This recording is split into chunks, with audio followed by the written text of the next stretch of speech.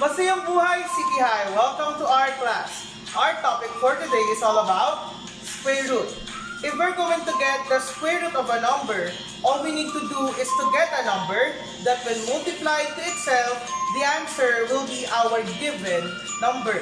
For example, you have the root of 25 or square root of 25. This is what we call the radical sign.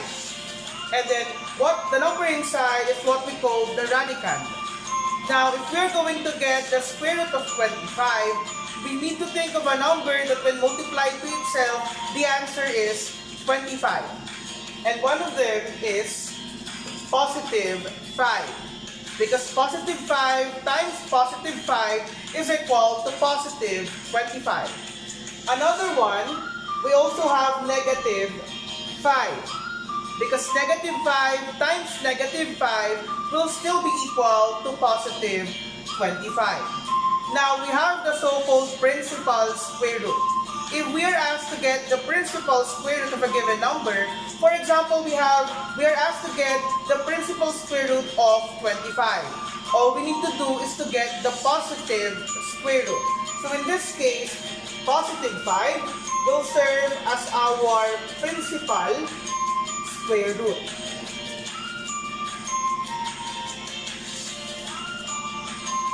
Let us now proceed with perfect squares. When we talk about perfect squares, these are numbers with exact square root. For example, you have the square root of 1. The square root of 1 will be equal to positive 1, or it can also be negative 1. Next, we have the square root of 4. The square root of 4 will be positive 2. And it could also be negative 2. Next, we have the square root of 9 that is equal to positive 3. Or it can also be negative 3. Next, we have the square root of 16 which is equal to positive 4. And also negative 4.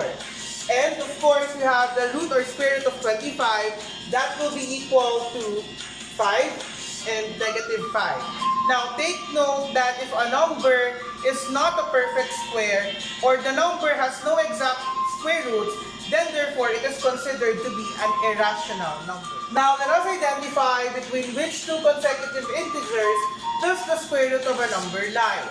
For example, we have the square root of 7. 7 is not a perfect square, but it lies between two perfect squares. So, 7 is greater than 4, but less than 9. Now, if we're going to put it into square roots, we have the root of 7 is greater than the square root of 4, but less than the square root of 9. And as we all know, the square root of 4 will be positive 2, and the square root of 9 is positive 3. Therefore, we can say that the root of 7 is between positive 2 and positive 3. Next, between which two consecutive integers does the square root of 29 lies? Now, in this case, again, 29 is not a perfect square, but it is between two perfect squares. 29 is greater than 25, but less than 36. Now, if we're going to put this into square root, the square root of 29 will be greater than the square root of 25, but less than the square root of 36. And as we all know, the square root of 25, or the principal square root of 25, will be positive 5, and the principal square root of 36 will be positive 6. Therefore, we can say that the square root of 29 is between 5 and 6. Now let's have estimating square roots to the nearest hundred. So for example, we have the square root of 7. As we all know, the square root of 7 is greater than the square root of 4, but less than the square root of 9.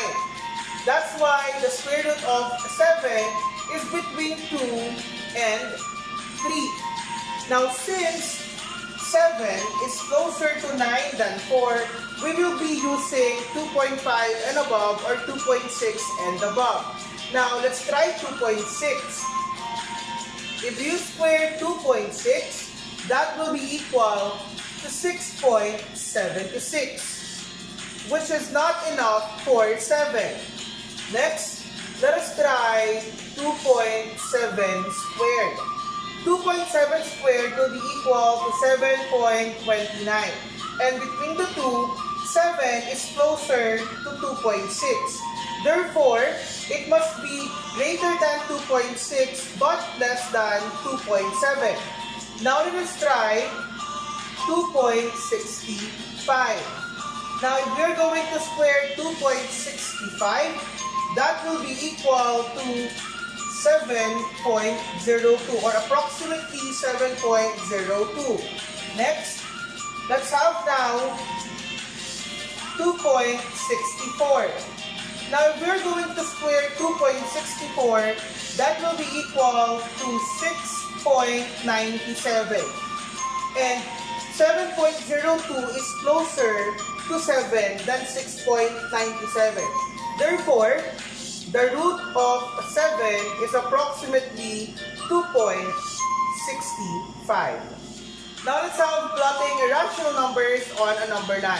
So again, let's have the square root of 7. As we all know, the square root of 7 is between the square root of 4 and square root of 9, which are 2 and 3 respectively.